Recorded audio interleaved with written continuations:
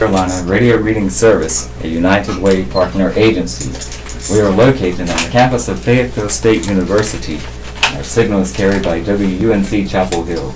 Today is Monday, February 12th, 2018, and your radio hosts today are Beverly Simonette and Robert Bean. We will be reading the news from today's edition of the Fayeville Observer. Your weather. Today there will be rain. It will turn cooler this afternoon. The high will be 72. Tonight there will be considerable cloudiness. It will be cooler with a low of 41. Tuesday will be cloudy and cooler with a high of 49, a low of 41. Wednesday there will be sun and areas of low clouds. The high will be 66, the low of 55. Thursday will be low clouds, a high of 77, a low of 61. Friday there will be intervals of clouds and sunshine. The high will be 80, the low of 47. Saturday, there will be occasional morning rain and drizzle. The high will be 58, the low 42. Sunday, it will be cloudy with a chance of a little rain. The high will be 63, the low 46. Sunrise today was at 7:05 a.m. Sunset tonight will be at 5:55 p.m. Moonrise today will be at 5:37 a.m. Moonset will be at 4:06 p.m. Sunrise on Tuesday will be at 7:04 a.m. and sunset on Tuesday will be at 5:56 p.m. The new moon is Thursday, February 15th. First moon is February 23rd. Full moon is March 1st, and the last moon is March 9th. Today in history. Today is Monday, February 12th, the 43rd day of 2018. There are 322 days left in the year. Today's highlight: on February 12, 1809, Abraham Lincoln, the 16th President of the United States, was born in a log cabin in Hardin, now Monroe County, Kentucky. In 1554, Lady Jane Grey, who had claimed the throne of England for 9 days, and her husband, Guildford Dudley, were beheaded after being condemned for high treason. In 1909, the National Association for the Advancement of Colored People was founded. In 1924, George Gershwin's Rhapsody in Blue premiered in New York. Birthdays. Movie director Costa Gavras is 85. Basketball Hall of Famer Bill Russell is 84. Actor Joe Don Baker is 82 today. Author Judy Blume is 80. Country singer Mo Brady is 74.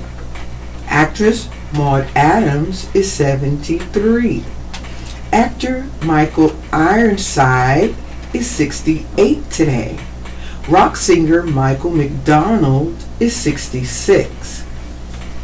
Actor talk show host Arsenio Hall is 62 today. Actor Josh Brolin is 50. Singer China Phillips is 50. Rapper Gucci Mane is 38. Actress Christina Ricci is 38. NFL quarterback Robert Griffin III is 28 today. And one of our listeners, Melvin Alvina, has a birthday today. Happy birthday. Daybreak. Need to know. Kiwanis Pancake Sale. The 4th Annual Kiwanis Club of Cape Fear Pancake Sale is February 23rd and February 24th from 7 a.m. to 1 p.m. at the Greek Orthodox Church and Hellenic Center on 614 Oak Ridge Avenue. Tickets are $6, which includes 2 pancakes, 3 sausage patties, and unlimited coffee. Patrons may dine in or eat out. Singing Valentines. The Methodist University Chorale will take orders for Singing Valentines until noon on Tuesday. 3 packages are available. 2 include a serenade, red rose, and personalized Valentine's Day card. Prices are $10 to $40 with delivery between 9 a.m. and 5 p.m. on February 14th. For more information, call 630 7153. Volunteers are needed. The Boys and Girls Club of the Sandhills needs volunteers to teach members how to play chess and backgammon and to tutor in basic math and reading. Interested volunteers should go to sandhillsbgc.org/get-involved/ to download an application. There's a $10 processing fee to cover the cost of running a background check. Susan B. Anthony Birthday Reception. The Fayetteville National Organization for Women will hold its 18th Susan B. Anthony Birthday Reception on February 22nd from 5:30 to 7:30 p.m. at VFW Post 6018 on 116 Chant Street. This year's honorees are Deanne Gertis, Executive Director of Rape Crisis Volunteers, and Lieutenant John Sommerndijk, a Fayetteville Police Department cold case investigator. Paid reservations must be received by Saturday. Admission is $30 per person, $15 for students. Reservations may be made by calling 624-6516 or 494-7890.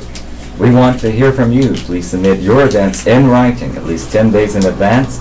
Email a calendar at fayobserver.com or fax complete details to 486-3545. For questions, call 486-3500. 50 Shades Free tops box office. Newcomers like 50 Shades Free, Peter Rabbit, and 1517 to Paris breathe some fresh life into a marketplace that has for weeks been dominated by Jumanji, Welcome to the Jungle, The Greatest Showman, the various Oscar contenders, but it's all just setting the stage for Black Panther, which opens next week. 50 Shades Free managed to take its top spot on the charts in North American theaters. Universal Pictures estimated Sunday that the final chapter in the Christian Grey and Anastasia Steele saga earned $38.8 million over the weekend, down significantly from the first film's $85.2 million debut and even the sequel's $46.6 million opening. But enough to bump the three-film franchise over $1 billion globally. Women once again made up the vast majority, 75% of the opening weekend audience. We are accelerating with the results, said Jim Orr, Universal's president of domestic distribution, to have a trilogy engineered primarily for a female audience that we were then able to broaden out into a billion-dollar franchise is just a fantastic result. The studio expects a healthy midweek bump on Valentine's Day and to serve as counter-programming over the holiday weekend against Black Panther. The steamy romance outdid other new competitors like Sony's CG and live-action update of Peter Rabbit, featuring the voice of James Corden and Clint Eastwood's The 1517 to Paris, starring the real men who thwarted an attack on a Paris-bound train in the summer of 2015. Peter Rabbit, which cost around $50 million to produce, hopped to second place with a solid $25 million and a cinema score. 1517 to Paris pulled into third place with $12.6 million. Eastwood's dramatic thriller about the true story was not well received by critics or audiences who gave the film a poor B cinema score. Two films that just won't quit rounded out the top five.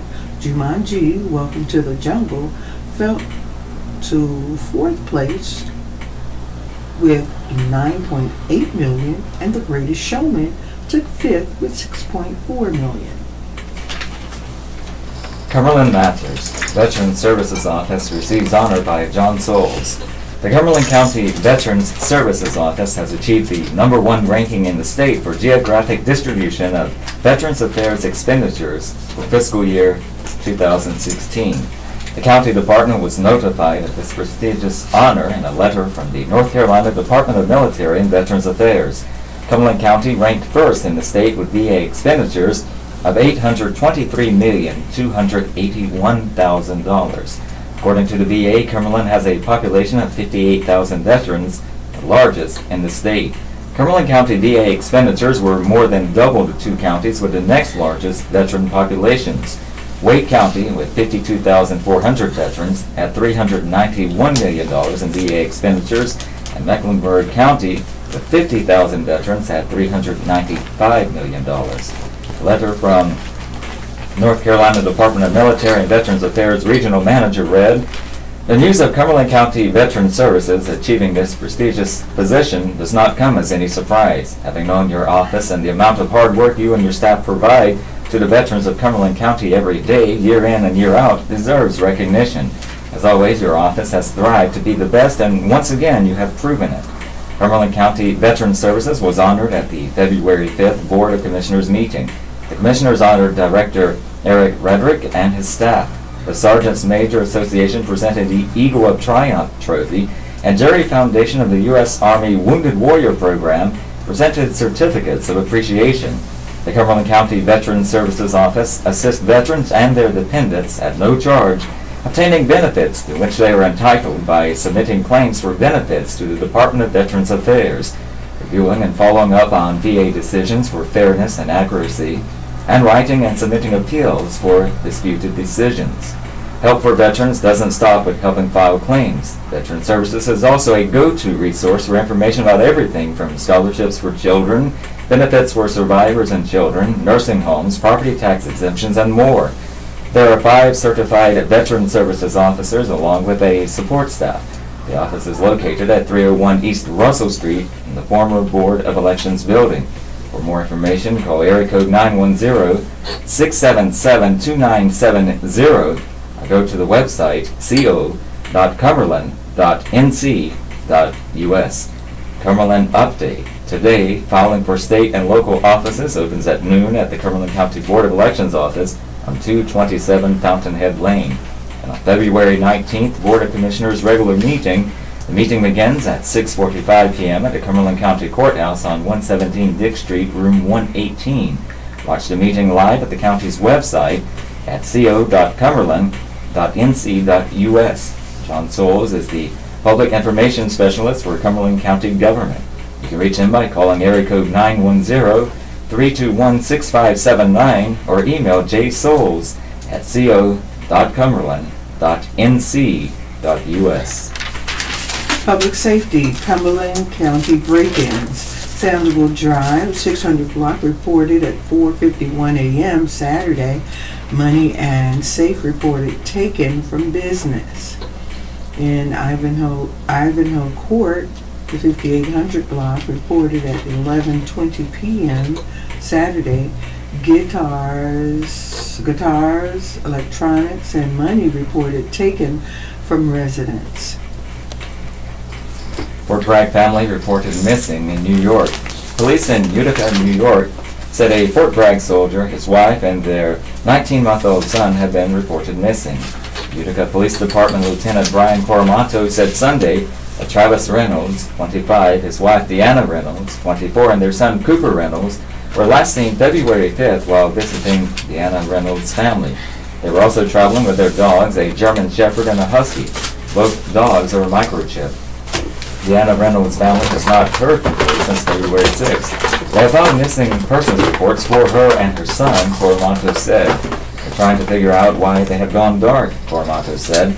The family of the female is very concerned about their safety. He said police do not suspect foul play. The family may have been headed toward Niagara Falls, New York. Coromato said Travis Reynolds is stationed at Fort Bragg and lives in Fayeville. He added that the Utica Police Department is in touch with U.S. Army officials on Fort Bragg. Information on Travis Reynolds' unit and job was not immediately available. The Reynolds are believed to be outside of New York, Coromato said. They were driving a 2016 silver Honda Fit with North Carolina license plate EHJ 6978. Anyone who sees them or their dogs is asked to call 911, the Utica Police Department, at area code 315-735-3301, or local law enforcement officials. Uncertainty clouds election filings. The 2018 elections officially start today amid confusion and uncertainty because of multiple lawsuits and the potential that elections for judges will be changed or eliminated. Candidates for most races will begin filing for office at noon.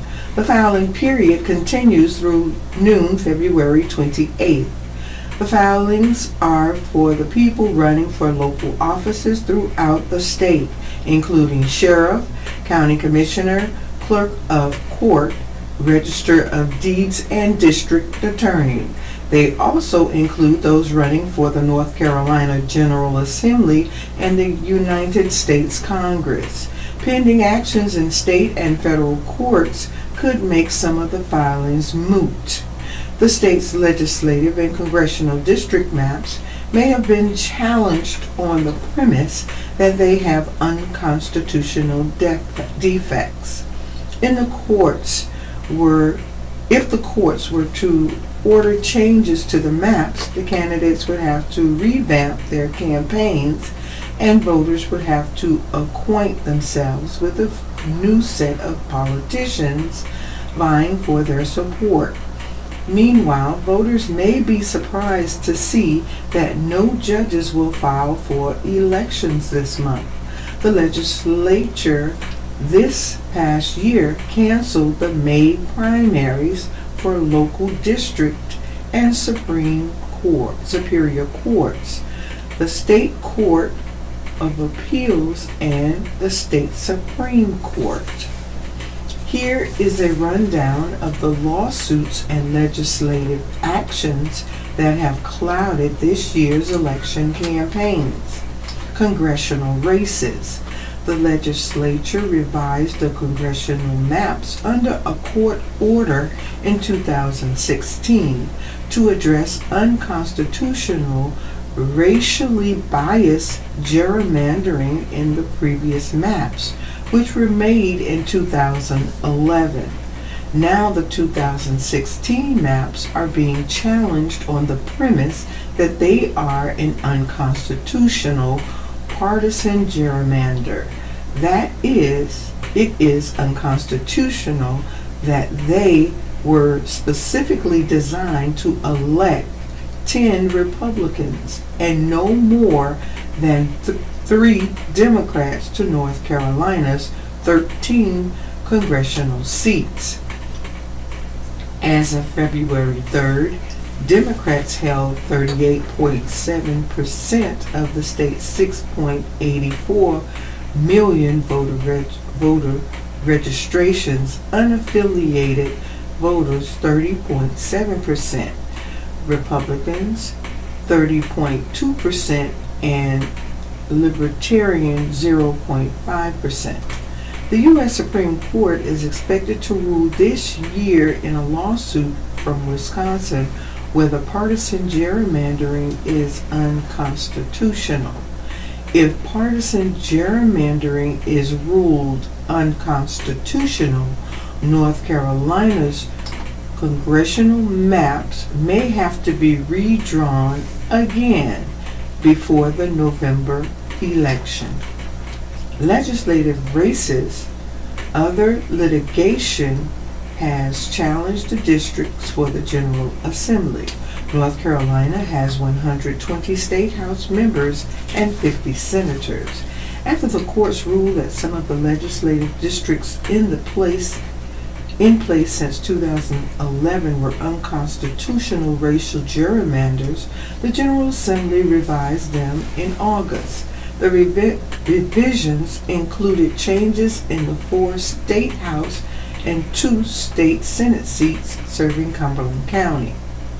The plaintiffs contended some of the new districts, including one of the Cumberland County's new senate districts, still had unconstitutional racial bias. a federal court agreed and had an expert make more changes.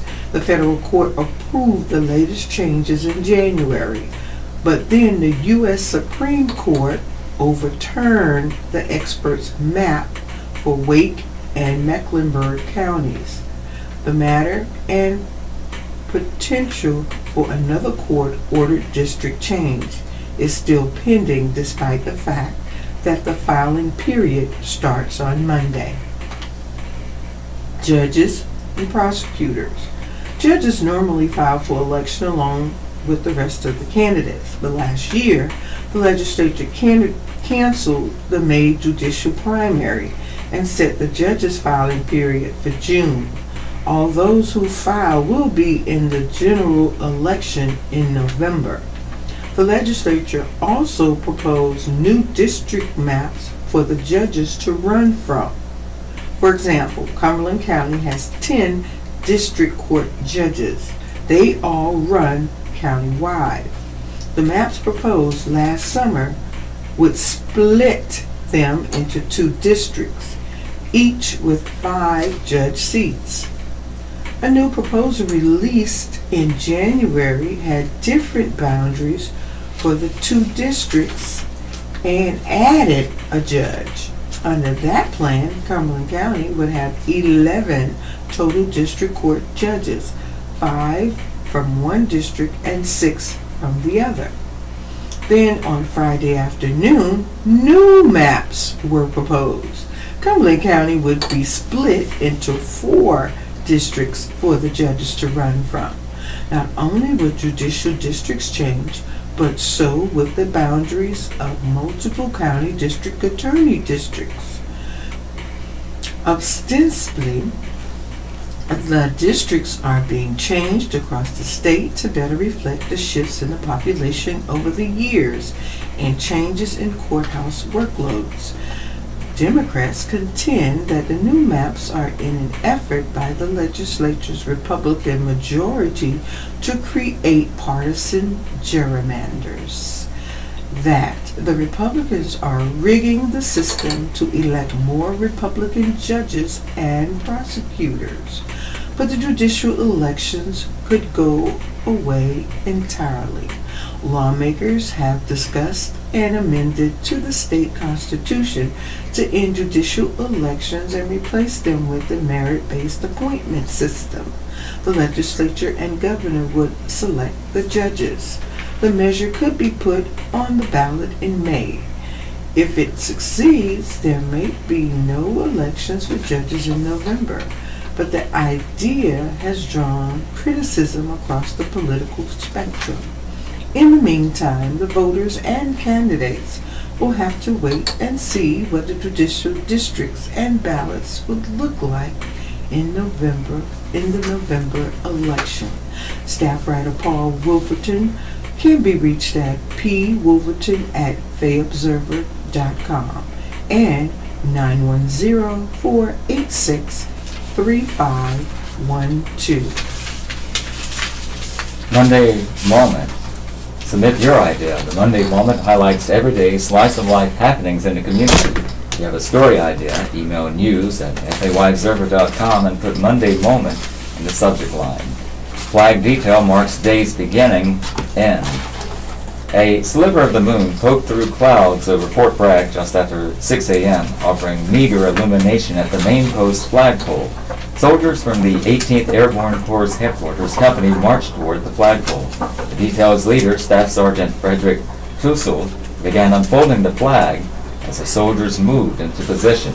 The stillness of the early morning was broken as soldiers pounded the pavement, huffing on their runs through the nearby neighborhood.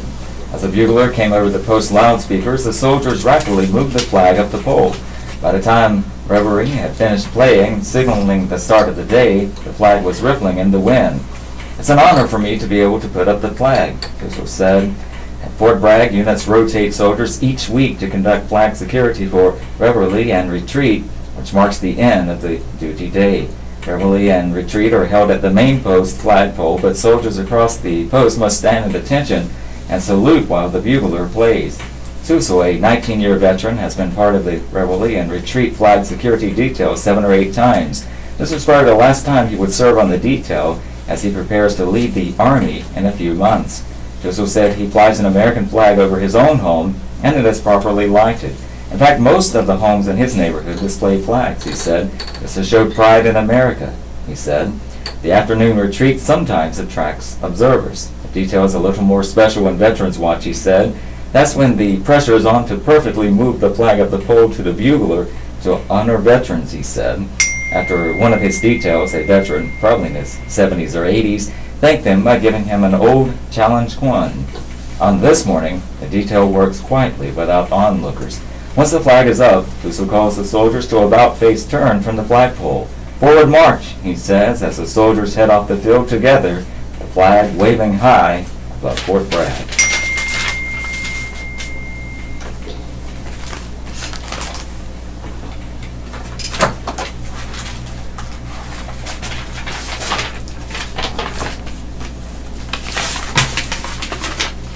This is the Southeastern North Carolina Radio Reading Service, a United Way partner agency. We broadcast from the campus of Fayeville State University, and our signal is carried by WUNC Chapel Hill. As a nonprofit agency, we rely on public donations. We request your support to continue our services. When making charitable donations, please keep the Southeastern North Carolina Radio Reading Service in mind. Our post office box number is 35029, Fayeville, North Carolina 28303. If you have any questions or comments, please call us at 910-672-1600 or our toll-free number 1-844-709-5656. Your radio hosts today are Robert Bean and Beverlyn Simonet, and we are proud to serve you today. Our applause today goes out to Janine Rayford, a Fayetteville native, as was crowned Miss Wilson 2018 and received a talent award in the Miss Wilson Scholarship Pageant on January 6th. Rayford is a 71st high school graduate and East Carolina University graduate who lives in Greenville. Dr. King's sister-in-law welcomed at Lewis Chapel Missionary Baptist. Choose to live in peace. Dr. Martin Luther King Jr.'s sister-in-law, Naomi King, spoke about choosing peace and her dreams for the future of young people at Lewis Chapel Missionary Baptist Church on Sunday morning. Her appearance was one of many events that the church is holding during Black History Month. We all need to know our history. Louis Gloston, the church's Black History Month coordinator, said. Church pastor Christopher Devon Stackhouse said he feels the month is very important. It's an opportunity for the achievements of our people to be highlighted, Stackhouse said. Lifelong church member Eloise Melvin introduced Naomi King. Melvin helped arrange for Naomi King to come. She noted that many acclaimed civil rights activists have spoken at the church, including Martin Luther King Sr. in the late 1970s and Rosa Parks in 1982. Today we honor you as one of the 2 remaining matriarchs of the King family, Melvin said. We pray that you will be wrapped in warm memories of your time here at Lewis Chapel Missionary Baptist Church, for you are our queen among kings. Naomi King married Martin Luther King Jr.'s younger brother, Alfred Daniel A.D. King, who was also a civil rights activist. The couple supported Martin Luther King Jr. in 1955 when Rosa Parks was arrested for refusing to move to the back of the bus in Montgomery, Alabama during the March on Washington in 1963 and throughout the 1965 voting rights campaign in Selma, Alabama. On May 11, 1963, a bomb destroyed the Gaston Hotel where Martin Luther King Jr. was staying, while another destroyed the home of Naomi King and A.D. King. A.D. King died in 1969. Naomi King said she believes the system killed her husband. In 2008, she established the A.D. King Foundation with the primary focus of empowering young people and women. Naomi King said the power of prayer got her through the difficult times during the civil rights movement. For all that my eyes have seen, for all that my ears have heard, I give God the praise, Naomi King said. In her remarks, she advocated for living in peace and shared her hopes for the next generation. There's a remarkable strength that comes to you when you choose to live in peace, King said. Surgical team to deploy to Afghanistan. Some of the country's most specialized medical soldiers who can pop a tent in the middle of a battlefield to begin life-saving surgery are set to deploy to Afghanistan next week. A small group of soldiers from the 44th Medical Brigade's 759th Forward Surgical Team will be providing medical care for American coalition soldiers throughout Afghanistan. They will be deployed for 9 months. Our Army medicine has a proven record, said Major Manny Menendez, commander of the 759th Forward Surgical Team. It's priceless. We don't have enough forward surgical teams. It's a high demand item on the battlefield, and it's a high demand item for combatant commanders. Since these soldiers are airborne, they are among the Army's most specialized. Their medical equipment can be dropped from aircraft from 1,200 feet, and they follow on jumping into the battlefield. Over the past year, they've conducted rigorous training at Fort Bragg, Joint Base Lewis McChord in Washington, the Joint Readiness Training Center at Fort Polk, Louisiana, and at Civilian Hospital in Miami. Within an hour, the soldiers set up a makeshift hospital in a tent with operating tables and generators that run coolers to maintain human blood for surgeries. During deployments, the team expects to be called to treatment trauma from blasts, gunshot wounds, and mortar shrapnel. When casualties are rushed into the tent, the soldiers get to work. They are prepared to do major surgeries from their primitive setup on the battlefield. Their presence not only allows maneuver troops to focus on their mission, but enhances their confidence, Menendez says. They have high confidence, he said. They know odds of survivability are better because we're here. Staff writer Amanda Delasinski can be reached at Delasinski@fayobserver.com or 486-3528. Inside politics, crowded field expected for sheriff's race.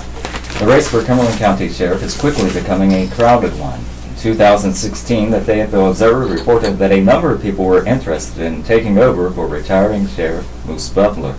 Current Sheriff Ennis Wright ended up getting the appointment. 7 of the other people who expressed interest previously worked for the Sheriff's Office. Charlie Baxley, Denny Davis, Glenn Mobley, Arthur Sally, John Sawyer, Ronald Starling, and LaRue Wyndham, according to a Fayeville Observer story. The others were Elvira Patricia Petty and Ronnie Smith. As of Sunday, Wright, Baxley, Davis, Sally, and Wyndham had active campaign committees, according to the State Board of Elections website. In addition, Victor D. Starling, who has run for sheriff before, has an active campaign committee. Baxley and Davis sent formal notifications of their runs to the media this past week. Baxley served with the Fayetteville Police Department for 21 years, and the Sheriff's Office for 15 years. He lost to Butler in the 2014 election. I predicted that Butler might break his promise to stay a full 4-year term, Baxley said in a news release. I told folks he would probably make a political deal and parachute somebody else in, and that's pretty much the way it turned out. Davis said he wanted to improve the Sheriff's Office services throughout the county. Outside of Cumberland County, Bladen County Sheriff James A. McVicker announced that he will formally file for re-election today at 12 p.m. at the Bladen County Board of Elections office. Now, reception. The Fayeville National Organization for Women will host its 18th annual Susan B. Anthony birthday reception on February 22nd from 5:30 p.m. to 7:30 p.m. at VFW Post 6018 at 116 Chant Street. Anthony was a women's rights activist who played a fundamental role in the women's suffrage movement and was arrested for voting for president in 1874. Every year, the event honors people who have achieved in a non-traditional way. Fayeville Police Cold Case Investigator Lieutenant John Thummerendike, Rape Crisis Executive Director Deanne Gertis, and Rape Crisis volunteers will be honored at the event. They will be honored for working to make sure that all law enforcement agencies in North Carolina conduct an audit of old, untested sexual assault kits. GOP Women. The Fayeville Republican Women's Club will be celebrating its 46th anniversary on Thursday, which is the date of its 1972 charter. The anniversary will be celebrated at Samuel's at 2623 Rayford Road. City Councilman Johnny Dawkins and Operation Inasmuch Executive Director Sue Bird will be the guest speakers. They will discuss the state of the city and issues affecting downtown. The meeting agenda will also include civic updates, planning a March discussion on candidates for Cumberland County Sheriff, state convention news, and other political discussion. Dinner seating will begin at 5:30 p.m. and the program will begin at 6:30 p.m. Affiliate clubs and interested citizens are invited. The dinner will cost less than $20. For more information, email frwc2013@gmail.com or call 489-2055. Senior Democrats. The Cumberland County Senior Democrats will meet on Saturday from 10 a.m. to 12 p.m. in the College Lakes Recreation Center at 4945 Rose Hill Road. All Democrats are welcome. All Democrats are welcome and refreshments will be served. For more information, call 987-7420 or 497-7574. More information can also be found on the group's Facebook page at www.facebook.com/Cumberland County Senior Democrats. To submit items for Inside Politics, email them to insidepolitics@fayobserver.com. The deadline is Thursday. Suzical, Venus offers varied experiences. Area theaters are offering appeals to the senses in very different ways. At Cape Fear Regional Theater, Dr. Seuss takes the stage in the form of Suzical the Musical, a candy-colored covert with the likes of Cat in the Hat, Horton the Elephant, and Maisie the Bird. Over at the Gilbert Theater, it's an adventure of a very different kind, Venus in Fur, a decidedly adult look at power and sexual dynamics. First, Suzical, which Cape Fear Regional Theater is presenting through February 25th, the play directed by Melissa Rain Anderson, opened to a packed house on February 3rd. Children were well represented in the audience. The play took no time hitting its stride and never let up over its approximately 2-hour running time. Allie Ivy plays Jojo, a young boy who discovers a tall striped hat that just happens to be attached to a cat. The Cat in the Hat, Ben Franklin, introduces Jojo to a world where his imagination is the only limit. We meet the good-natured Horton, Paul Royo, the diva-ish Maisie, Lainey Corson, and the sour kangaroo, the closest this play gets to a villain. Most of the play centers around Horton's effort to save the tiny folk of Whoville, but really the play is an ode to imagination and the idea that a person, no matter how small. The play, with choreography and aerial work by New York-based Two Ring Circus, was perfectly staged, using a dozen actors to create the feel of a much larger cast. The energy was non-stop. At times, the onstage action had almost the hallucinogenic feel, particularly when a towering stilt walker suddenly appeared on stage.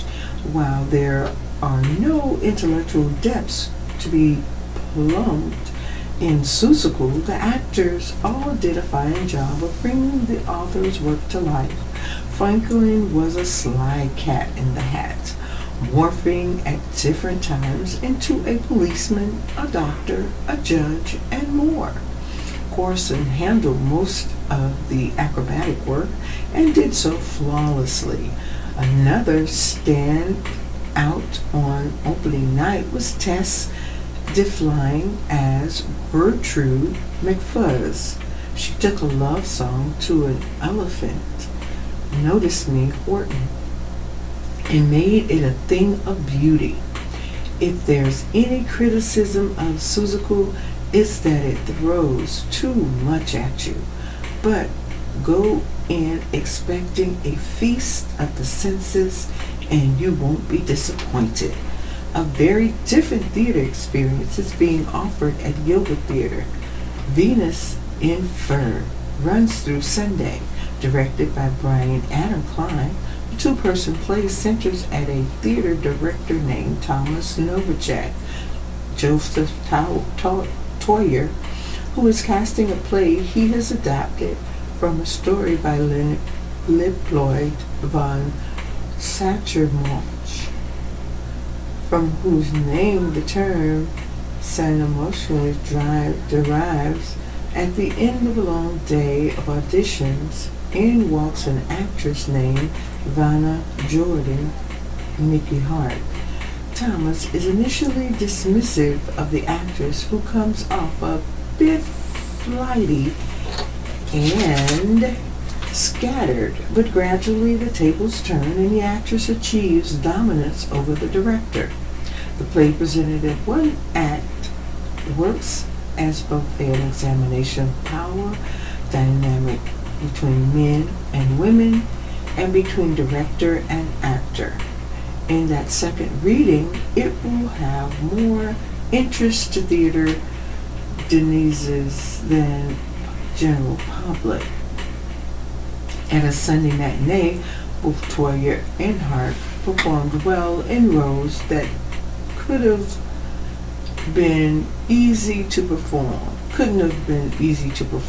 as their parts required them to essentially switch roles over the course of the play. Hart in particular nailed the transition. Needless to say, Venus in Fur is not a play for children. Even some adults may be taken aback at its frankness, but it achieves the Gilbert's goal of presenting to its audience edgy, frank, and thought-provoking work. Staff writer Roger Mullen can be reached at rmullen@fayobserver.com or 486-3561. Opinion: the Observer's editorial fixes finally for the county's health department.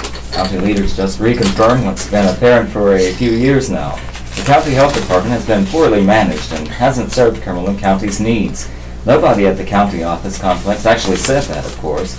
No county commissioner or county manager has spoken those words. Quite the contrary. For the past couple of years, we've listened to litany of defensive statements as one county official after another insisted that, in the words of the classic city cop at a murder scene, "Move along, folks, nothing to see here."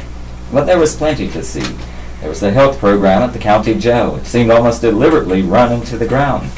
The program was found dangerously deficient in a national accreditation inspection, and for nearly 2 years, Health Director Buck Wilson failed to fix the problems. The program lost its national accreditation. Later, Wilson decided to shut down the health department's medical and dental health clinics. Outside agencies could do the work, he said, but insiders revealed that the staff of those clinics did little work and that the medical clinic routinely turned away patients, keeping its workload at a level far below the norm in the healthcare field.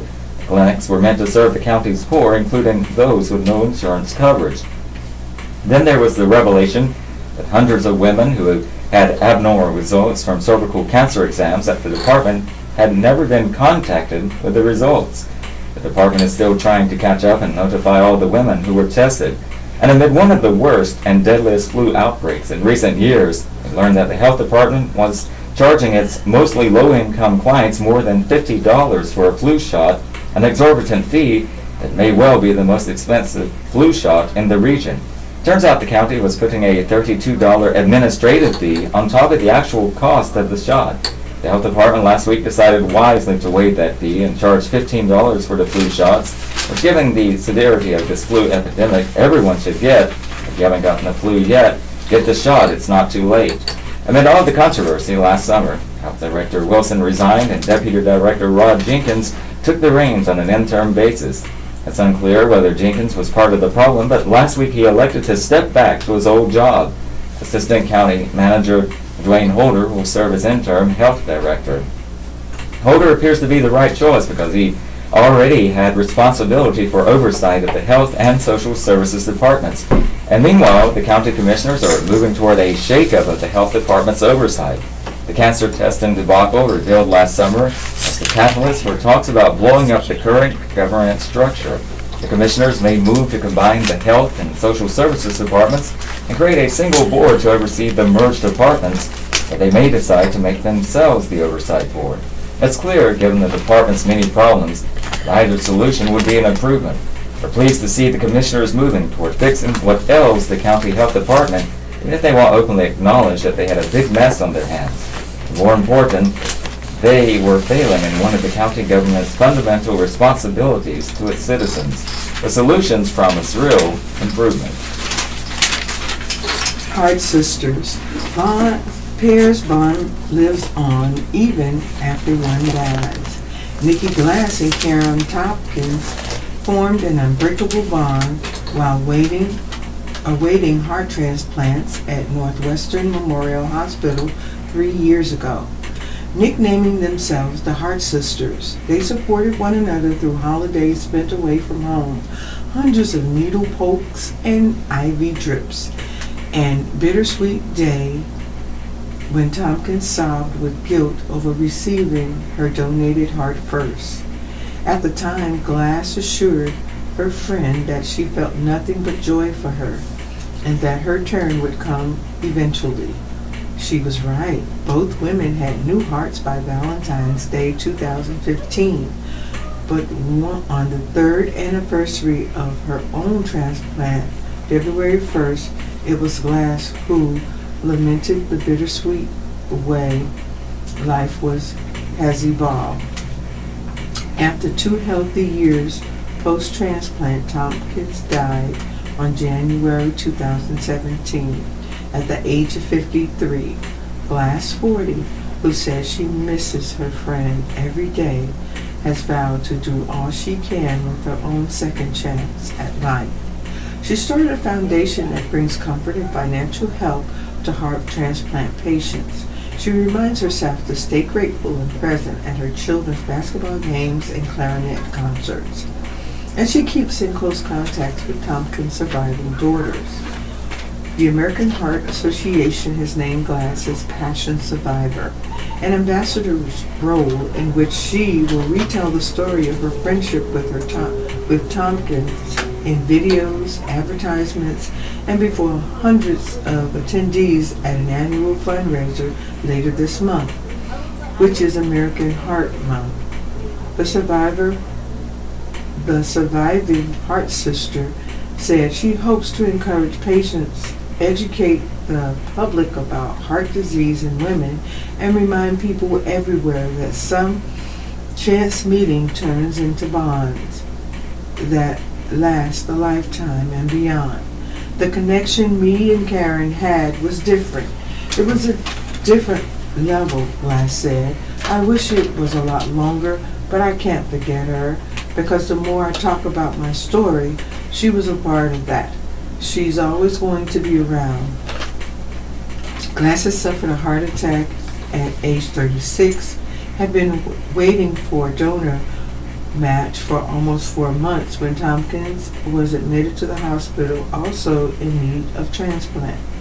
Since the first human heart transplant was performed in 1967, the procedure has been offered at major hospitals across the country, with about 2,300 nationwide each year, said Dr. Alan S. Anderson, medical director for Northwestern Memorial Hospital Center for Heart Failure, who treated both women. Heart transplants have positive outcomes for patients who would otherwise die from heart failure. About 90% of heart transplant patients survive a year after the surgery. And if they survive that first year, those transplant recipients have a 50% chance of living another 15 years, Anderson said. But heart disease remains a nationwide health issue, especially for women.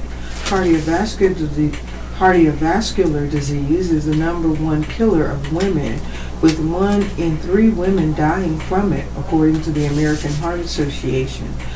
Transplantation is not perfect. It is merely the best therapy we have for long-term survival for people who have advanced heart failure. Anderson said, "We need better strategies. It's far better to prevent disease." After their transplants, Glass went home to Aurora, Illinois, while Tompkins returned to Country Club Hills, Illinois, to regain strength. At first, both women were required to take dozens of anti-rejection pills daily, in addition to frequent doctor's appointments to make sure their bodies were adjusting to the new hearts. But in time, visits with their cardiologist decreased to every 4 months.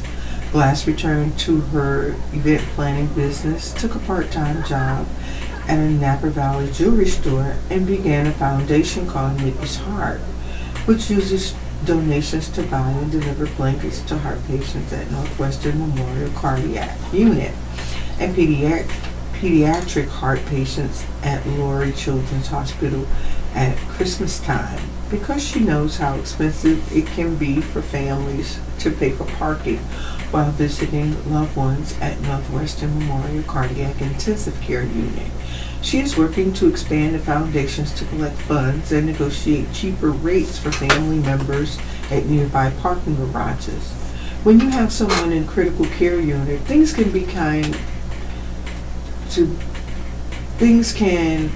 kind of be touch and go, Glass says. Everybody wants to see you but can't get to you because not everybody can get downtown and pay for parking.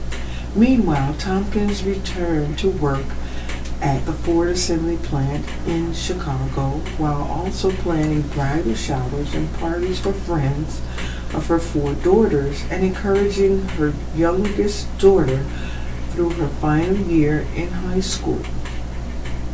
She was literally back to the same old regular mom, like nothing had happened, said Taha Tompkins, 19. She was back to doing all the things she loved again. The Hart sisters never went a week without at least a text, Facebook chat, or visit. If one woman mentioned she was heading back to the hospital to be treated for a virus, the other teased that she better make it quick because neither needed to log any more hospital time. And when Glass worried to Tompkins that her oldest son Marcus wanted to skip his high school prom, the friends came up with a made-for-TV solution. The Hart sisters' children would go together. Glass thought Todd's custom-made dress and make matching shoes and hosted an elaborate pre-prom picture party for the teens and their parents, where their children were at the dance. Glass and Tompkins ate food from Portillo's, watched movies, and talked for hours, just like their early days in the hospital rooms. In turn, Marquise and Todd grew to become close friends who remained in touch even now. As Marquise is in his sophomore year at Northern Illinois University, and Todd is a freshman at the University of Illinois at Urbana-Champaign. It's kind of like a brother-sister thing. Just because our families are so close, Star said. 6 months after the prom date, Tompkins, whose body was rejecting a heart transplant, was back in the hospital for treatment. Tompkins had to spend that Thanksgiving in the hospital, so Glass and her husband brought turkey stuffing and all the Tompkins favorites to her bedside. Heart transplants can result in several complications, including rejections and increased risk of cancer, Anderson said. In January 2017, Tompkins was admitted to the hospital again. Glass planned to keep her friend company as soon as doctors gave clearance for visitors, but the usual anti-rejection treatments weren't working. 3 days later, Glass received a text that made her own heart drop. Mom's gone. We never talked about that. We never accepted that was an option, said Glass, who said Tompkins' funeral was almost too much to bear. There were people walking up to me, hugging me. I don't know who these people were, but they would say, I know who you are. You're her heart sister. Although Glass and Tompkins never considered how the other would carry on if one died, Glass said she knew she had to fill some gaps left by her friend's absence.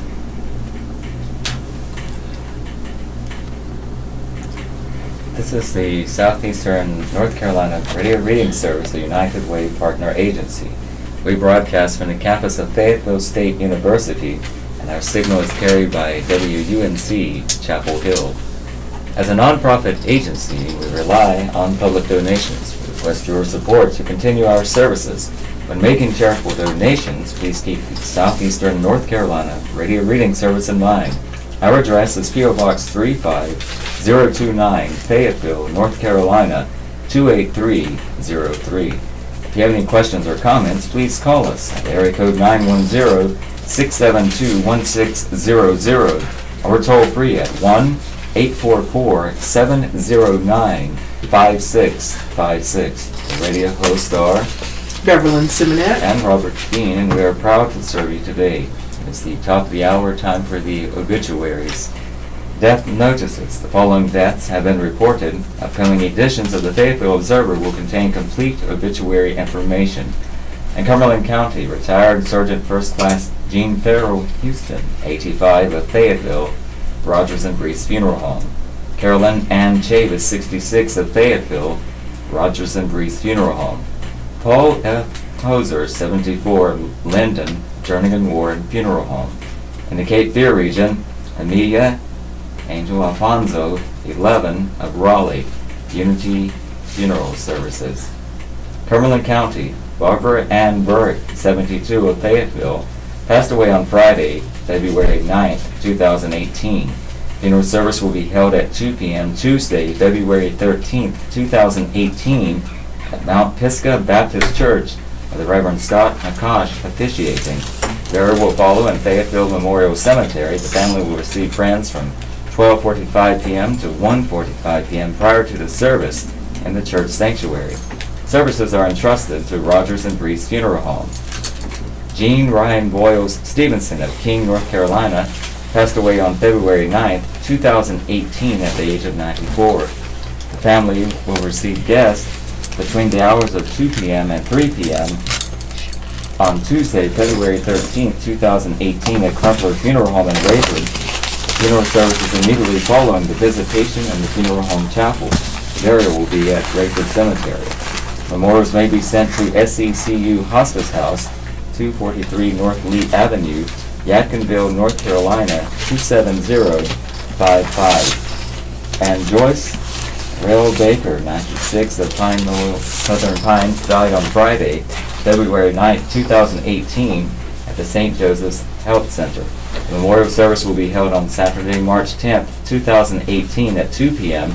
in the chapel at Pine Knoll, with Pastor Mike Doves officiating, along with Reverend Archie Stevens. In lieu of flowers, memorials may be made to the Community Congregational Church, 141 North Bennett Street, Southern Pines, North Carolina, 28287. Online condolences may be made at royalsfuneralhome.com. Royal's Funeral Home of Southern Pines is serving the family. Dear Abby, medicinal marijuana user shunned by husband's family. Dear Abby, my brother-in-law found out I smoke marijuana. I have a medical card and some mental disabilities. Marijuana helps with my anxiety. Although we live near each other, my in-laws now say they don't want me in their homes. The stress this has put on my husband is unfair. His brother obviously has a problem with me. I never discuss marijuana with anyone and don't carry it around with me. I use it only in the privacy of my home. How should I expect my husband to handle holidays or even regular get-togethers? I really need help. Unfair in Nevada. Dear Unfair, medical and recreational marijuana are legal for adults in the state of Nevada. I wish you had mentioned how your brother-in-law learned you are using it. That it is being used as an excuse to isolate you is cruel. How your husband chooses to handle further contact or lack of it with his relatives will be his personal decision. Not knowing how close they have been, I can't guess what his next step should be, except to point out that his first loyalty should be to you. Dear Abby, I'm a sophomore in high school and I need some boy help. I go to a small school where there are only 60 sophomores and, well, all pretty close. There's this one guy that I kind of like, but I don't know how to strike up a conversation with him. I know I should ask him for I know I could ask him for rides to places since he can drive and I can't yet. My problem is I have no classes with him this year, so I can't do any of the can you help me with homework or did you understand that concept flirting. He invites me to his parties, but he does that with almost everyone. I'm hoping for advice on how to start a conversation, especially because we share no classes. Small school problem. Dear small school problem, discuss current events, pop culture, or school activities. Tell him about things you like. Because many high school age boys are interested in sports, find out which ones he's interested in and ask questions about those. Unless he's sports adverse, I can almost guarantee it'll generate conversation. Dear Abby, today I received the best news ever. My son and his wife are expecting their first child. I am beyond happy for them. I couldn't wait to tell my husband. His reaction, don't tell me Kathy is pregnant. I hope your son will be able to support it. It's my future first grandchild and my husband's first step grandchild. My son and his wife do very well financially. I always feel like no matter what I say, my husband always has to put a negative spin on it. Or am I overreacting? Happy grandma to be. Dear Happy, your husband either has a questionable sense of humor or enjoys putting people down. Surely you knew this before you married him. So rather than dwell on it, choose not to let him rain on your parade. Readers can write to Dear Abby at dearabby.com or P.O. Box 69440, Los Angeles, California 90069, Universal Click. Billy Graham, spend time with God and watch your relationship with Him flourish. Mrs. L.W. writes, my faith today is probably about where it was 10 years ago. Not much stronger, not much weaker. I know I ought to be a better Christian, but I don't know how. What would you say to me? The answer, just as children are meant to grow and become adults, so we are meant to grow and become spiritual adults. Only then will we be able to resist wrong and do what's right. The Bible says, but grow in grace and knowledge of our Lord and Savior, Jesus Christ. 2 Peter chapter 3, verse 18. The key is to understand that when we come to Christ and commit our lives to Him, we now have a personal relationship with God. Think of it. God is now our Heavenly Father, and we are now His children. More than that, He has come to live within us by His Holy Spirit. God loves us, and by His death and resurrection, Christ has torn down the barrier between us, a barrier caused by our sin. Now we are part of His family. But how does any personal relationship grow and become stronger? The answer is clear. We have to spend time with someone, listening to them, sharing our interests and concerns with them, learning about them, and so forth. And the same is true with God. One way we do this is by listening to Him as He speaks to us through His Word, the Bible. He has also given us the privilege of talking to Him in prayer. We grow stronger, too, through our fellowship with other believers. Make sure of your commitment to Christ, and set aside time each day to read God's Word and pray. God's promise is true. Come near to God, and He will come near to you. James chapter 4, verse 8. Readers can write to the Reverend Billy Graham at the Billy Graham Evangelistic Association, 1 Billy Graham Parkway, Charlotte, North Carolina, 28201, or by calling 877-2-GRAHAM. Tribune Media Services. Today's horoscope by Stella Wilder. If you were born today, you are not necessarily the kind of person to shine brightly of your own accord. Indeed, you may often blend into the background and avoid being noticed at all. You're patient, tenacious, and always willing to see something through to the bitter end. Aquarius, January 20th through February 18th.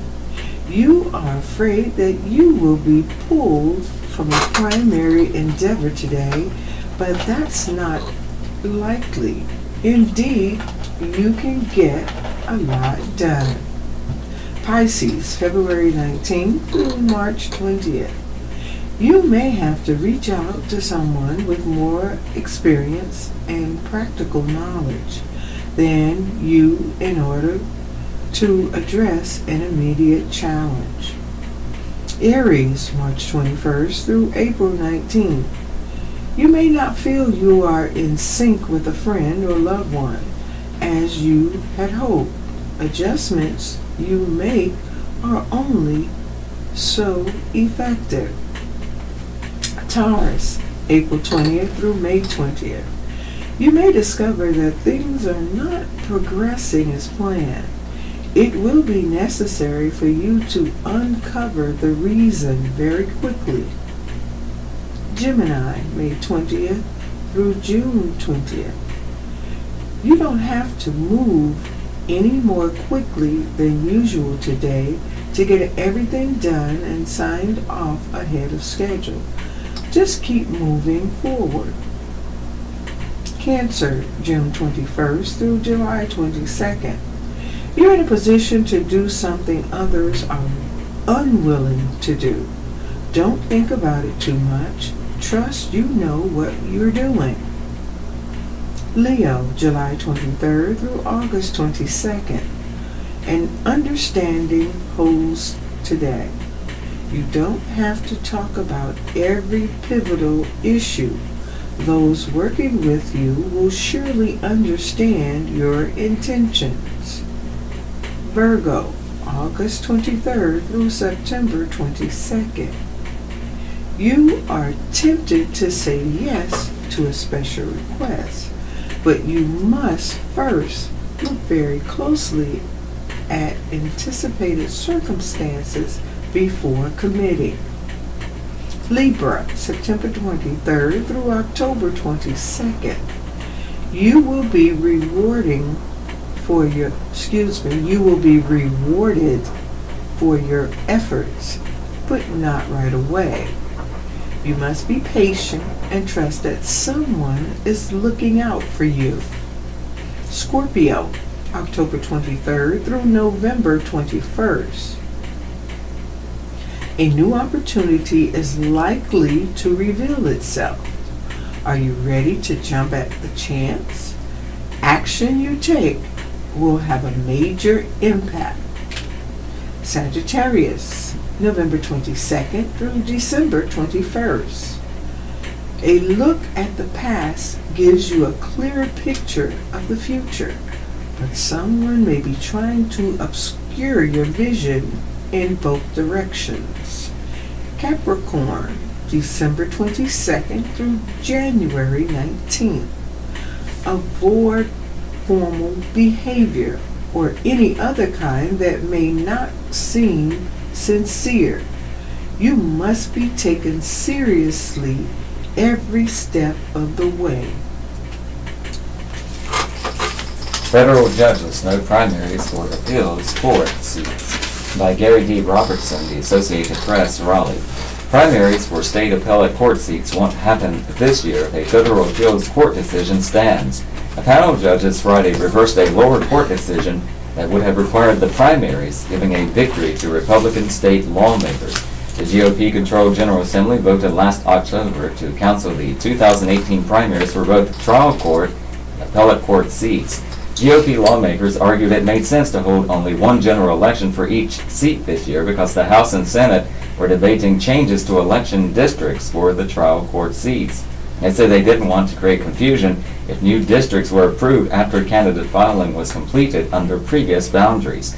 The state Democratic Party and several county Democratic parties sued, saying their First Amendment right to association was harmed by the cancellations because they used primaries to coalesce party voters around favored candidates. The decision by a majority on the panel on the Fourth U.S. Circuit Court of Appeals came 3 days before candidate filing would have started for 3 seats on the State Court of Appeals and 1 for the State Supreme Court. If Friday's order is upheld, filing for the seats won't occur until June. U.S. District Judge Catherine Eagles of Greensboro agreed last week that the cancellation of trial court primaries was justified, but the lawmakers debate over judicial redistricting, a legitimate reason. But Eagles signed a preliminary injunction that restored appeals court primaries, saying lawyers for GOP legislative leaders and the state offered no justification for getting rid of primaries for the statewide races. Eagles refused to delay her own order, so the legislature's attorneys went to the Fourth Circuit. On the panel, U.S. Circuit Judges Stephanie Thacker and Paul Neumeyer voted to grant the delay, while Judge Deanna Griven-Motz voted against it, according to their order, which gave no reasons for the majority's decision. Eagles' ruling has created a confusing, bifurcated system of judicial elections on the eve of the election cycle. GOP attorney Martin Worf wrote earlier this week in seeking the delay, adding there is simply not enough time for the state to educate potential candidates, for candidates to prepare to run, or for the state to prepare for the court-imposed 2-tier system for electing their judges in 2018. State Democratic Party Chair Wayne Goodwin said the party was evaluating all other legal options available after Friday's ruling. Goodwin said it was the Republicans who injected chaos into our elections and took away North Carolina voters' right to vote in a primary election as part of a redistricting effort to elect more GOP judges. State Representative David Lewis of Harnett County, which shepherded the measure containing the primary cancellations, said he was pleased with the appeals court decision. I think it makes more sense to open all the judicial filing at one time, Lewis told reporters. Trump won't declassify Democratic memo. Citing national security concerns, the White House on Friday formally notified the House Intelligence Committee that President Donald Trump is unable to declassify a memo drafted by Democrats that counters GOP allegations about abuse of government surveillance powers in the FBI's Russia probe. The White House counsel Don McGahn said in a letter to the committee that the memo contains numerous properly classified and especially sensitive passages and asked the Democrats to revise the memo with the help of the Justice Department. He said Trump is still inclined to release the memo in the interest of transparency if revisions are made. The president's rejection of the Democratic memo is in contrast to his enthusiastic embrace of releasing the Republican document, which he pledged before reading to make public. The president declassified the document last week, allowing its publication in full. The president has said the GOP memo vindicates him in the ongoing Russian investigation led by Special Counsel Robert Mueller. But congressional Democrats and Republicans, including House Speaker Paul Ryan and Republican Trey Gowdy of South Carolina, who helped draft the GOP memo, have said it shouldn't be used to undermine the special counsel. On Friday, White House spokesman Raj Shah said Trump discussed the Democratic document with the White House counsel's office, FBI Director Christopher Wray, and another top Justice Department official. The president had until Saturday to decide whether to allow the classified material to become public after the House Intelligence Committee voted Monday to release it. You joined our new Facebook group. Fayeville Observer's new Facebook group, FO Pet Welfare and Rescue, focuses on animal rescue and pet issues for people in the Cape Fear region, including Bladen, Columbus, Cumberland, Arnott, Hope, Lee, Moore, Robinson, Sampson, and Scotland counties. This is a place where shelters and rescue groups can post animals available for adoption and offer information about fundraisers, fostering opportunities, and supplying volunteer needs. Pet owners share information about and discuss with other pet owners topics such as veterinarian care, pet food and products, and behavioral issues.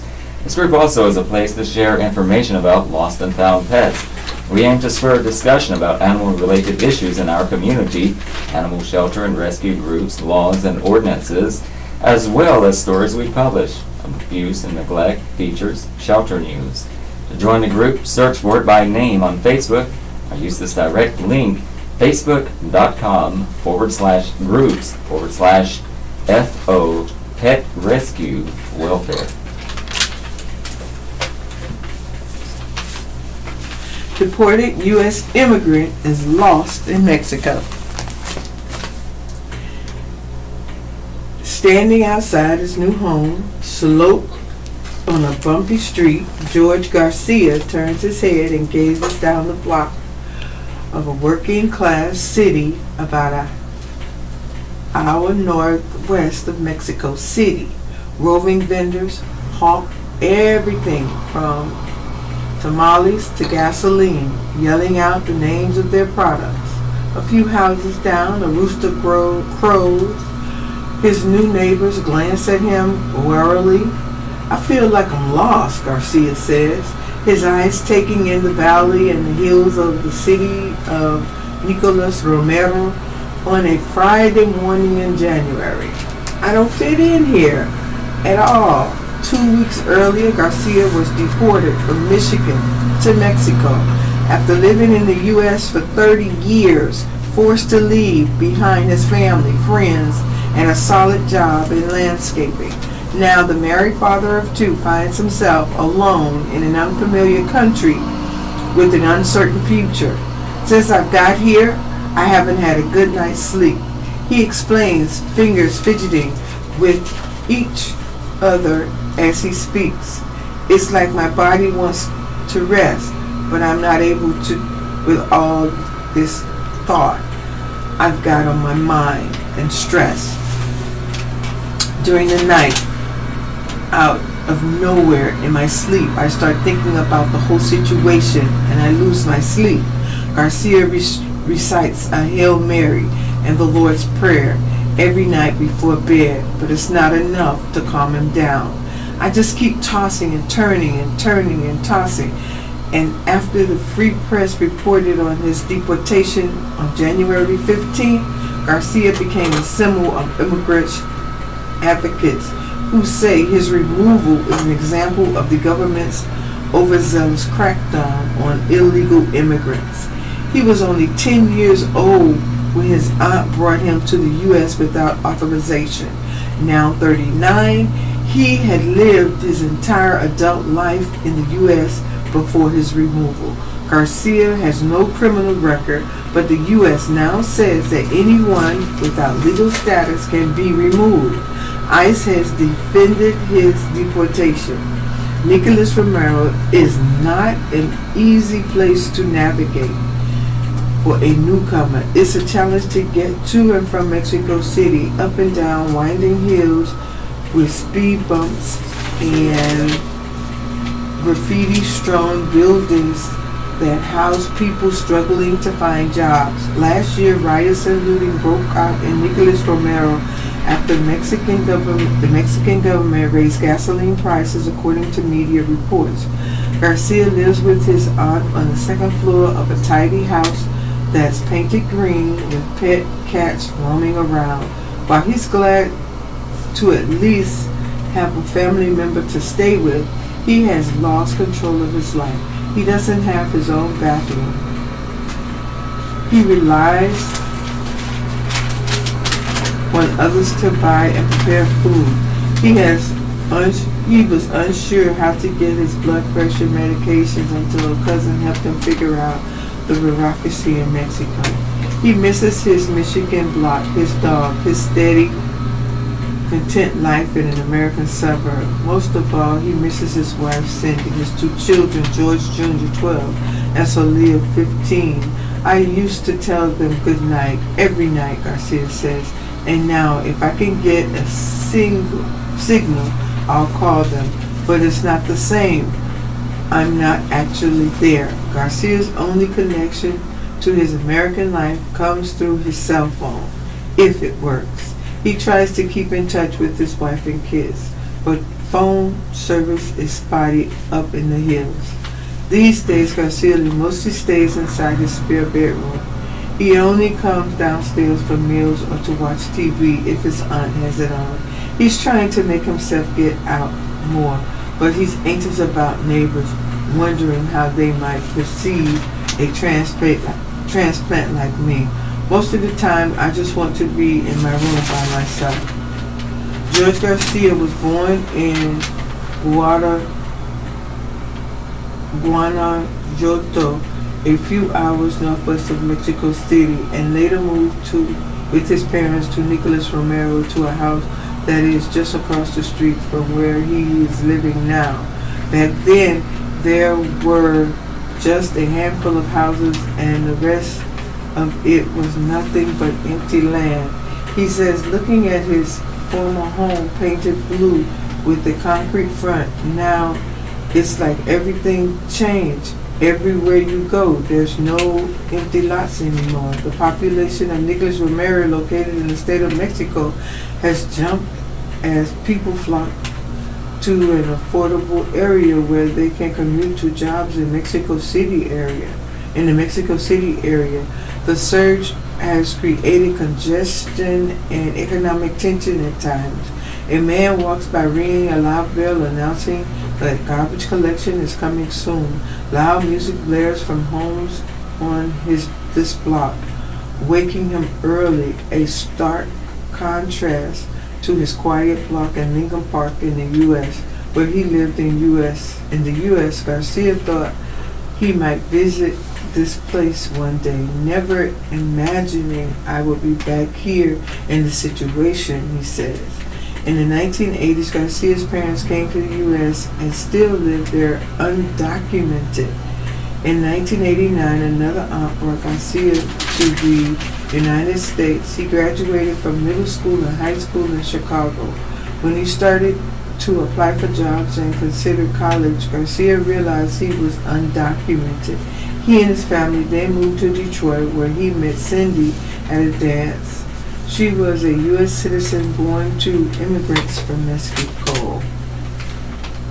I was like the only one sitting down, and she comes up to me and tells me, "Hi, hey, you want to dance?"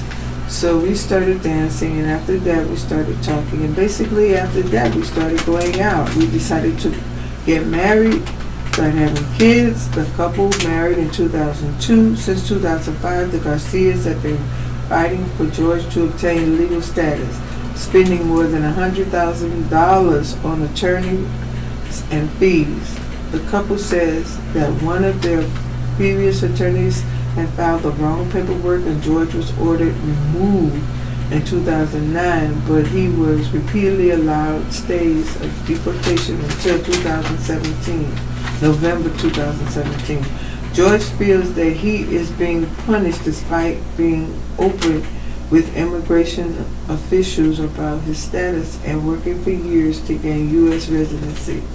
For trying to do the right thing, everything came out wrong, he said. Cindy, 45, is on retired disability,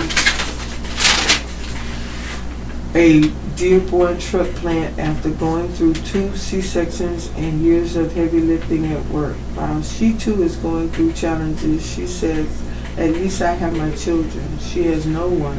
He has no one. He is in a country he doesn't know. He is living with a family he has not seen for years. He's not getting much sleep. He wakes up every day at 3 in the morning. It's going to eventually catch up to him. He's hurting his own self because he needs to get the rest. He needs to move on. But it's hard for him because he's all alone in a country he does not know, even though that is where he was born and it's not his home. His home is the U.S. of A. Help for those deported. What happened to Garcia has become increasingly common in recent years, and Mexican immigrants living in the U.S. are deported or moved back to Mexico because of their undocumented status. More Mexican nationals are returning to Mexico, while the number of Mexicans moving to the U.S. is decreasing. According to a Pew Research Center report from 2009 to 2014, about 1 million Mexican Americans moved from the U.S. to Mexico. Under President Donald Trump, the number of deportations has slightly decreased, but that's largely because the number of those crossing the southern border has decreased. The number of interior removals targeting people like Garcia increased over the past year, according to U.S. Immigration and Customs Enforcement. That's ICE statistics and removals last year. The stories of what happens to people like Garcia often get drowned out by talk of those who remain in the U.S. The White House and Congress are currently debating what to do with DACA, that's the Deferred Action of Childhood Arrivals, recipients and children of undocumented immigrants. Garcia is 1 year too old to qualify for DACA, and others like him who don't qualify are now back in Mexico. Jill Anderson, an advocate who helps people who have been deported to Mexico, says that the alienation that Garcia is feeling is common. 100% of the people that have interviewed over the years experience depression after a deportation or even after a return, says Anderson, co-founder of Otros Dreams in ICO, Other Dreams in Action. For people like Garcia, it is so alienated and shocking, and deportation, I consider it inhumane and cruel and unusual punishment. The story of Garcia reached Mexico City, where numerous media outlets reported on his removal from the U.S. I read about George Garcia's case last week when it came out, and I was just, so devastated, Anderson said. Under President Barack Obama, about 2 million people were deported or voluntarily returned to Mexico from the U.S., says Anderson.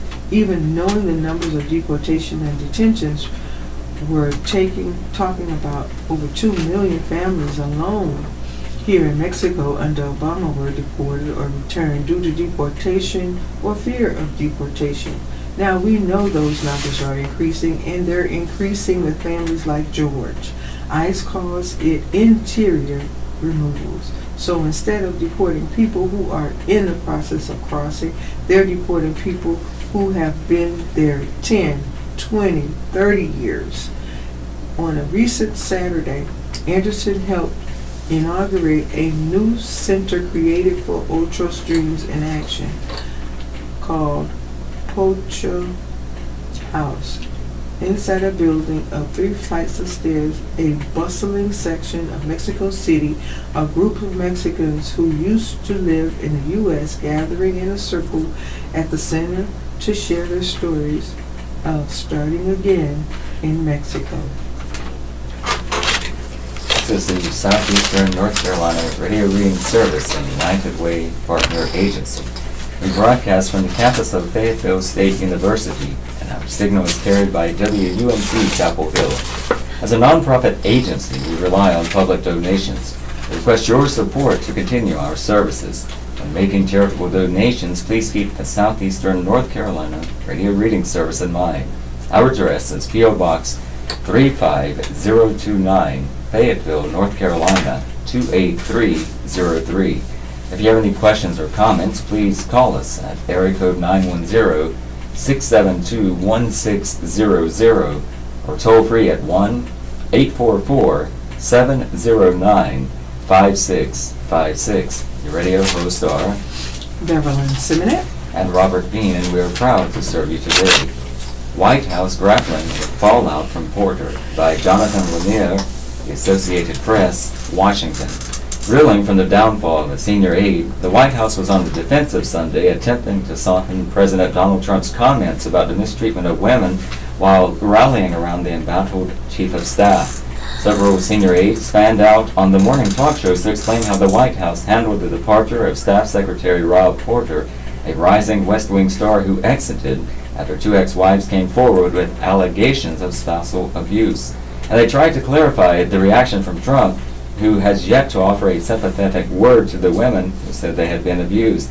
The president believes, as he said the other day, you have to consider all sides, said senior counselor Kellyanne Conway. He has said this in the past about incidents that relate to him as well. At the same time, you have to look at the results. The result is that Rob Porter is no longer the staff secretary. On Saturday, Trump tweeted that lives are being shattered and destroyed by a mere allegation. Some were true and some were false. And the day before, he pointed to Porter's assertions of innocence and wished him a great future. Conway also delivered what she said was a vote of confidence from Trump for Chief of Staff John Kelly, who has come under fire for his handling of the Porter matter. Kelly initially defended his right-hand man before later offering a version of the week's events that puzzled aides and did not line up the White House's earlier timeline.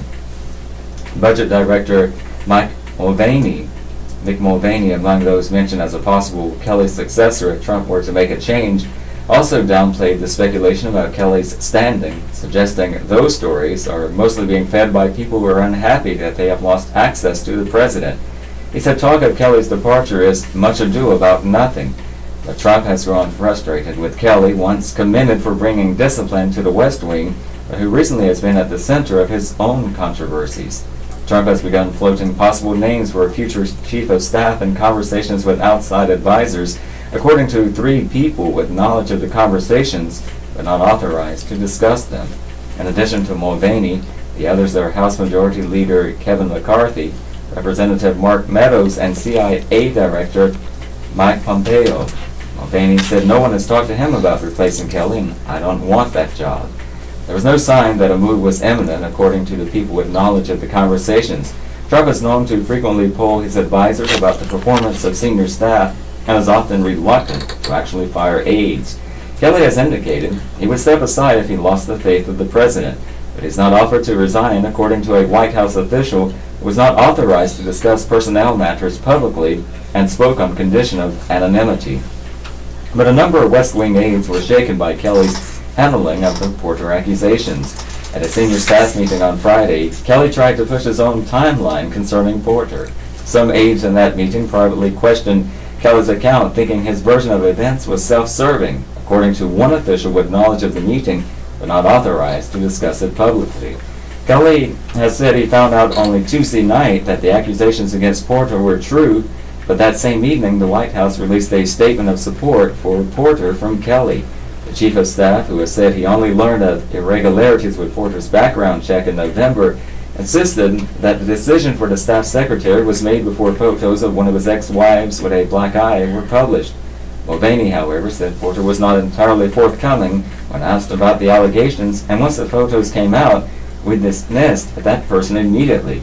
The week also cast a harsh spotlight on Hope Hicks, the White House communications director who was dating the staff secretary. She helped craft the White House's initial supportive response and has clashed with Kelly. Several aides, including Conway, delivered ringing support for Hicks and said that the president still valued her. As the aftershocks of the accusations against Porter reverberated for a sixth day, Trump stayed out of sight on a rainy Sunday in Washington. Showing little regard for the hashtag #MeToo movement, he has followed a pattern of giving the benefit of the doubt to powerful men and insisting upon his own innocence in the face of allegations of sexual misconduct from more than a dozen women. I think the president's shaped by a lot of false accusations against him in the past, said Legislative Director Mark Short, who added that Trump was very disappointed by the charges against Porter. I think that he believes that the resignation was appropriate. Conway spoke on ABC's This Week and CNN's State of the Union, Mulvaney on Fox News Sunday, and CBS's Face the Nation, and Short on NBC's Meet the Press. Letter to the editor. The CDC's most recent data estimated that opioids kill at least 27 North Carolinians every week, and politicians are slow to address the changing nature of the epidemic.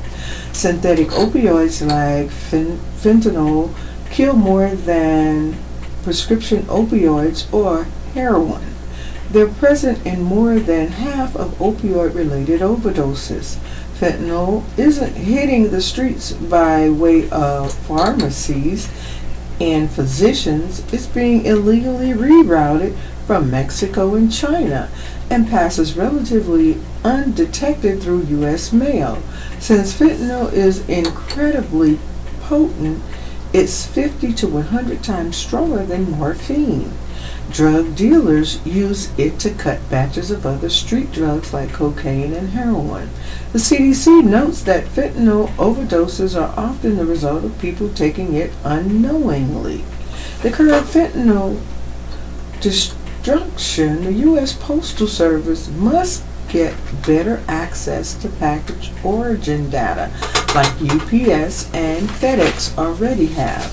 Importantly, parents, teachers, healthcare providers, and pop culture icons must take the reins to share how dangerous fentanyl can be.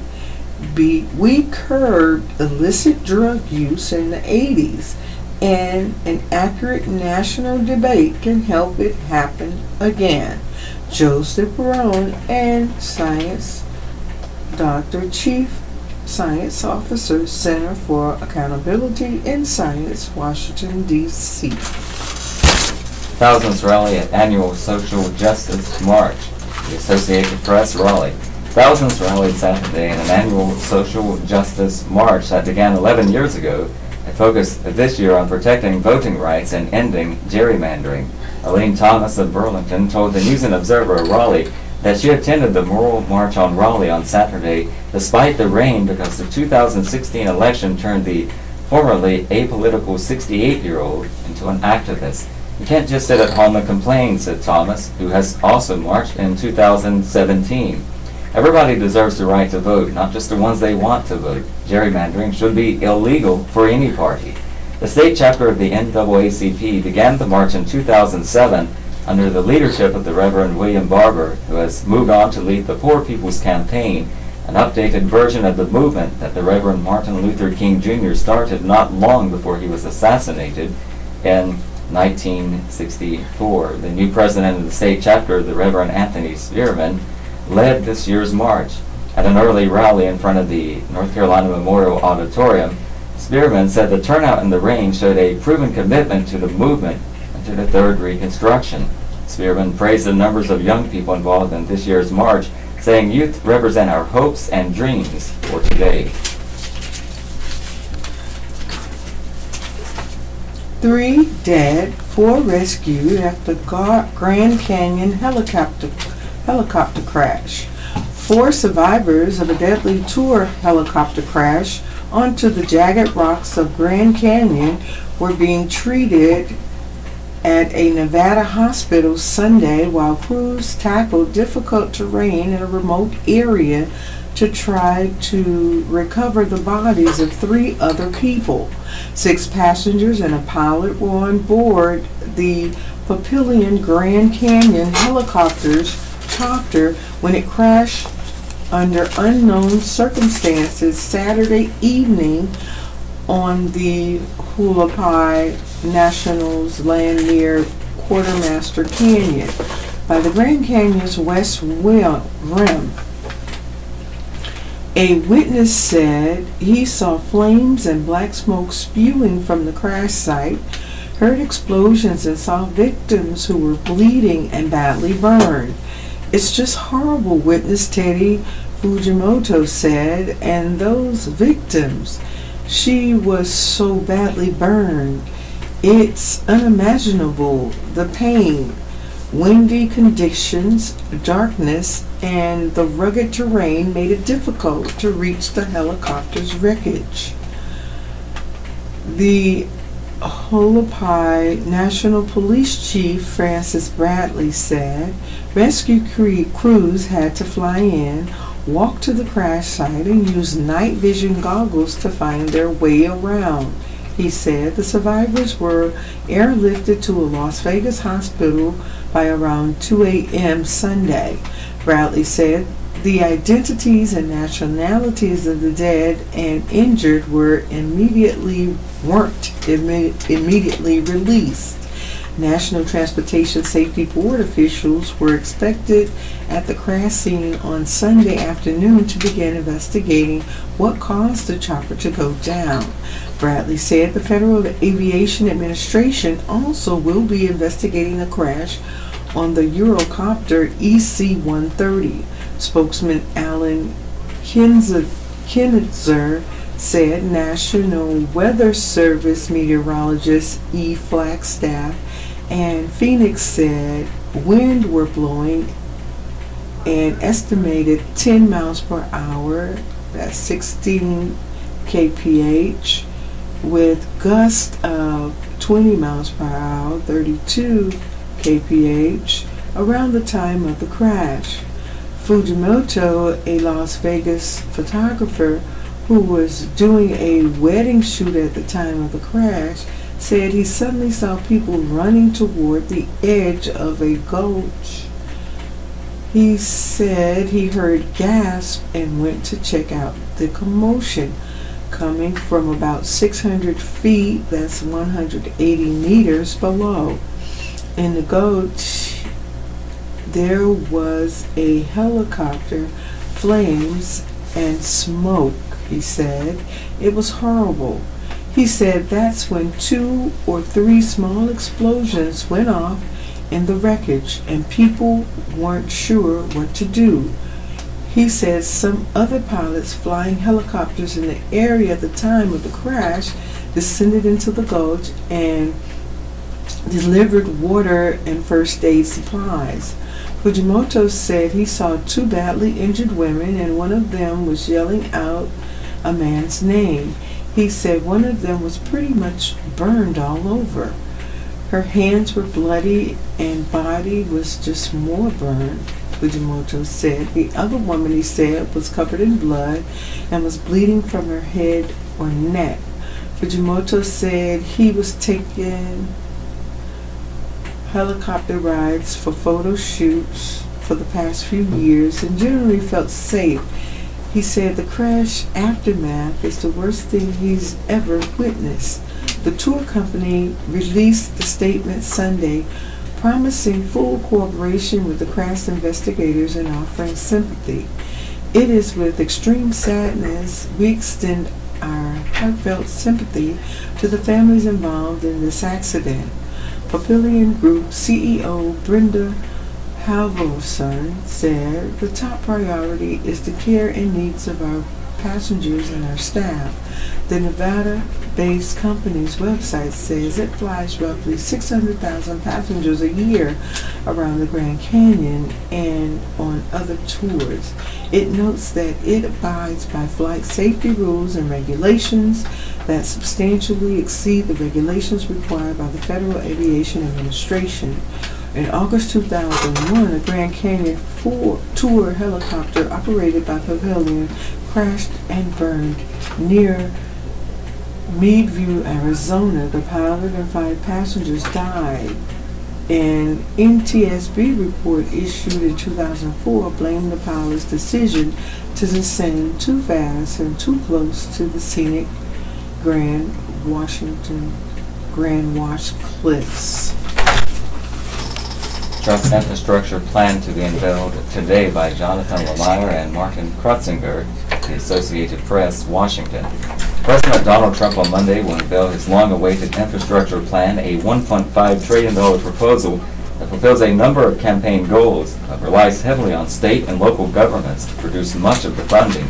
The administration's plan is centered on using $200 billion in federal money to leverage local and state tax dollars to fix America's infrastructure, such as roads, highways, ports, and airports.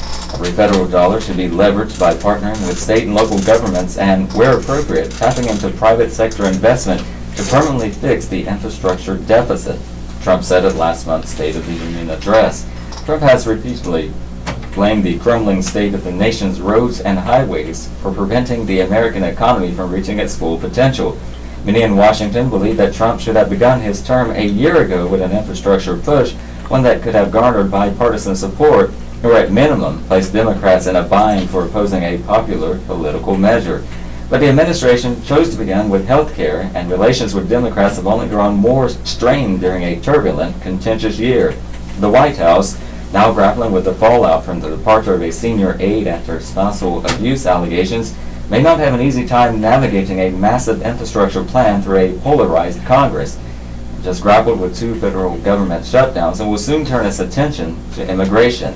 Administration officials previewing the plan said it would feature 2 key components: an injection of funding for new investments and help speed up repairs of crumbling roads and airports, as well as a streamlined permitting process that would truncate the wait time to get projects underway.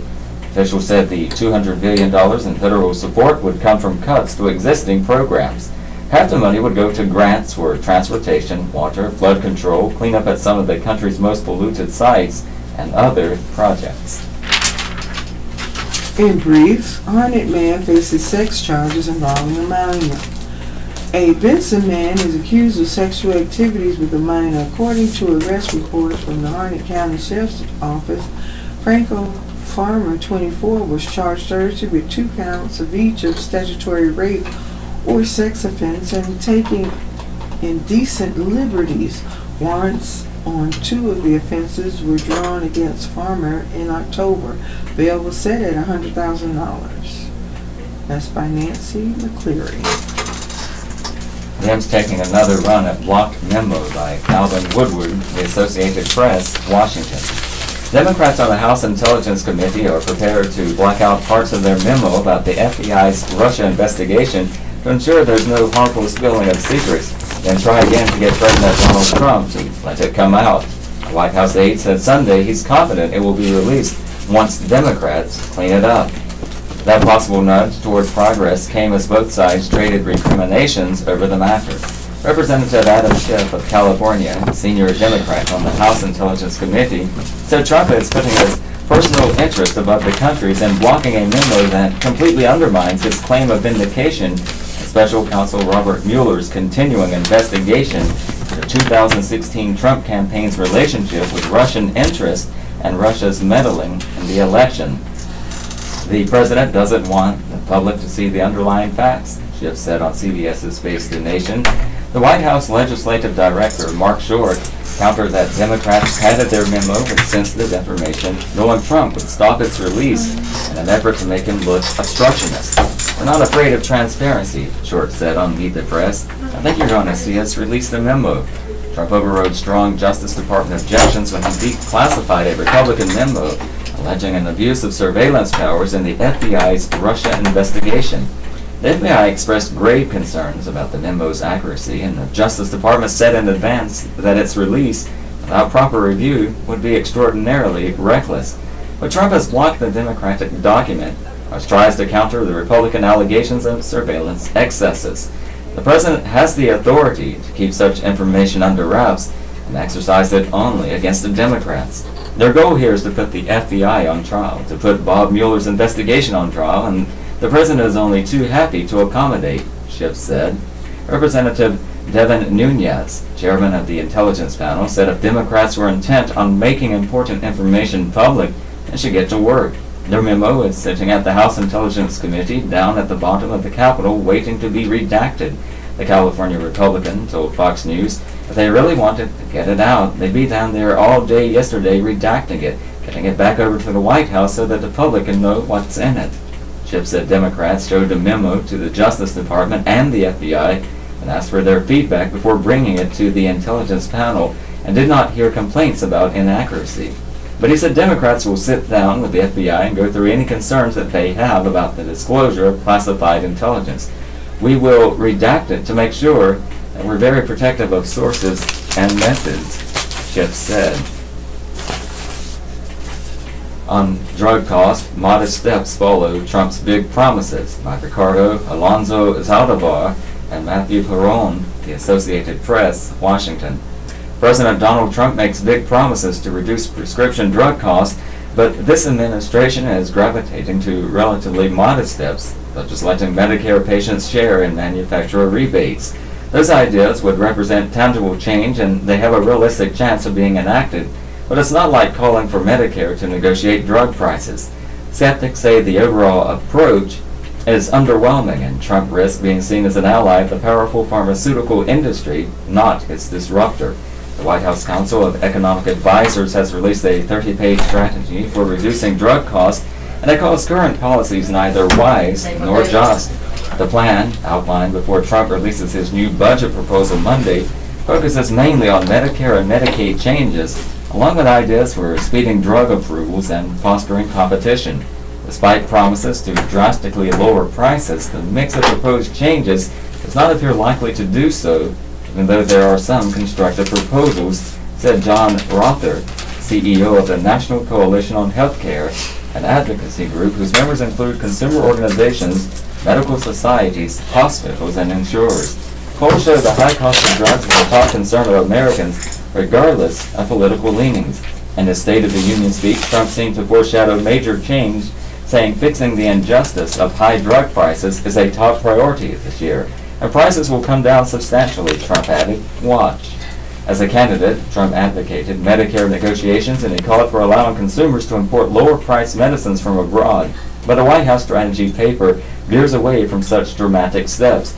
His new health secretary, Alex Azar, was a top executive at pharmaceutical giant Eli Lilly.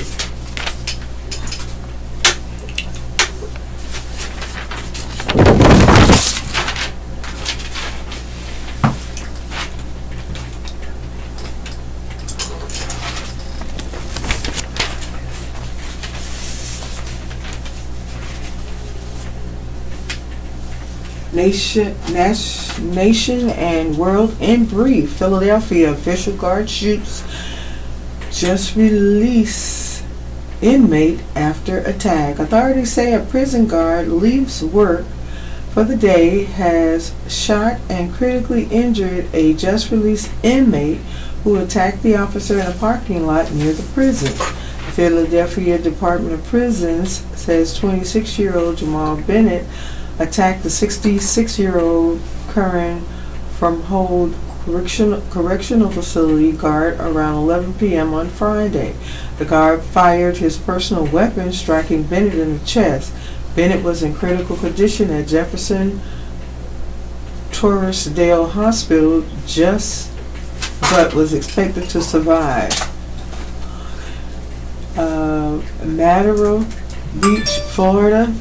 Couple sells all for sailboat venture. It sinks on day 2. A couple who abandoned their work-a-day lives lives to buy a sailboat for a once-in-a-lifetime adventure instead lost almost everything when it sank on day 2 of their journey off Florida. News outlets report that Tanner Broadwell, Nikki Walsh, and their pet pug escaped injury when the 28-foot boat hit something and capsized Wednesday in the Gulf of Mexico near Mandera Beach. But the couple says just about everything else on the boat floated away.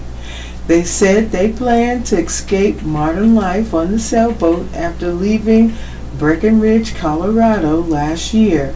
Now Broadwell says they have no jobs, no savings, and no place to go. And tonight on television, ABC channels 11 and 15, from 8 to 10, The Bachelor. From 10 to 11, The Good Doctor.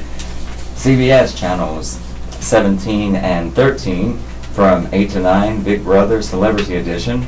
From 9 to 9:30, The Big Bang Theory. From 9:30 to 10, Man with a Plan. From 10 to 11, SWAT.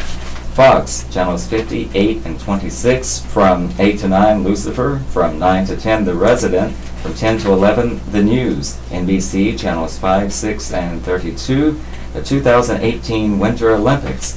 PBS channel 4, from 8 to 9, Antiques Roadshow. From 9 to 10, Antiques Roadshow. And from 10 to 11:30, POD.